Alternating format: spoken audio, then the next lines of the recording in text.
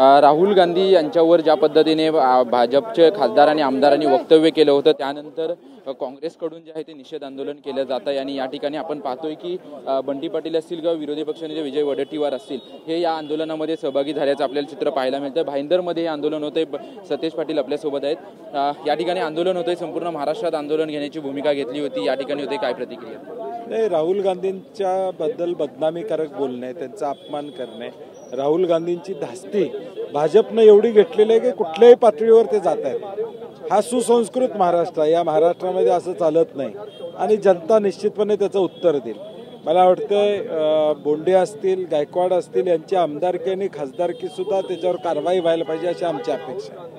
दुसरीकडे आपण पाहतोय की संजय गायकवाड असं म्हणतायत की राहुल गांधींनी ते वक्तव्याचे बद्दल यायचं चैत्यभूमीच्या या ठिकाणीवर माफी मागावी, मी माझं वक्तव्य मागे घेईन। नाही, मला वाटतं त्यांना त्यांचं अज्ञान आहे, त्यांना कळत नाही नेमकं ते काय बोलतायत। एक अजेंडा चाललेला आहे देश पातळीवरनं राहुल गांधींच्या बाबतीतला। मला वाटतं ज्या विषयाची आपल्याला माहिती नाही त्याच्यावर वक्तव्य कशाला करायचं? तुमची पोच किती, तुमचं तालुक्यापुरते मर्यादित, तुम्ही कशाला देश पातळीवर बोलत बसता? मला वाटते त्यांनी ते माफी मागितली पाहिजे की चुकीचं वक्तव्य त्यांनी केलेलं आहे आणि राहुलजींनी या संदर्भातली जी भूमिका आहे ती जागतिक पातळीवर मांडलेली आहे, त्याची विस्तृत चर्चा झालेली आहे।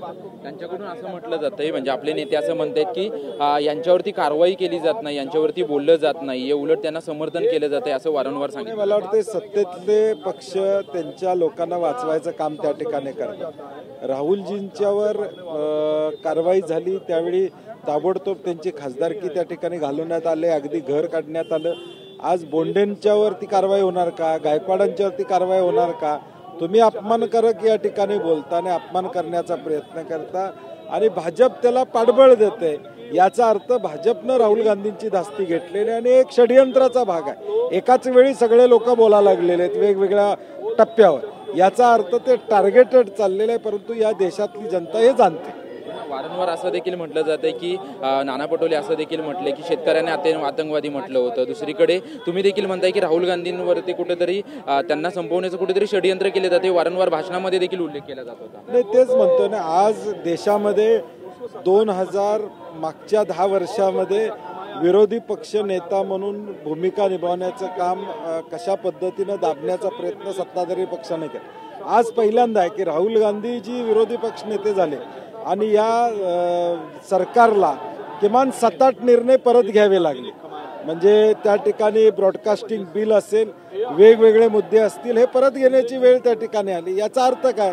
विरोधी पक्षाची ताकद या देशामध्ये वाढलेली आहे। जे सत्य आहे ते मांडण्याची क्षमता राहुल गांधींच्यामध्ये आणि म्हणून त्यांना टार्गेट केलं जातं। शेवटचा एक प्रश्न, कोकणचा आढावा मेळावा जो आहे तो या ठिकाणी झालेला आहे, त्यामध्ये सांगितलं की कोकणमध्ये आपण वाढण्याची गरज आहे, कोकणकडे आपलं दुर्लक्ष झालं असं अनेक नेत्यांनी म्हटलेलं आहे। नाही, पूर्वीपासून थोडं दुर्लक्ष त्या ठिकाणी झालं, प्रयत्न झाला।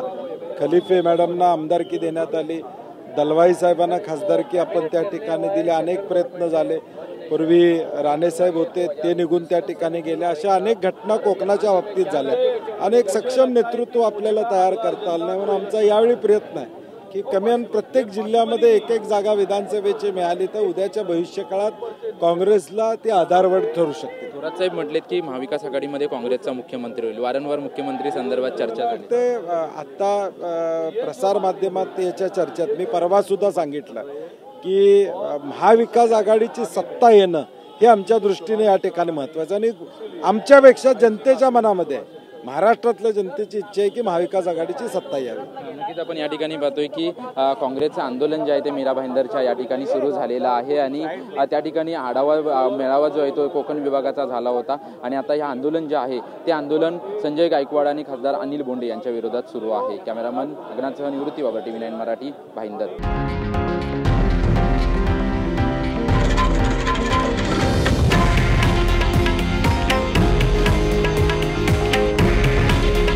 हे आहे देशातील नंबर 1 न्यूज नेटवर्क आणि आपण पाहत आहात TV9 मराठी। काळजी तुमची, हित महाराष्ट्राचं।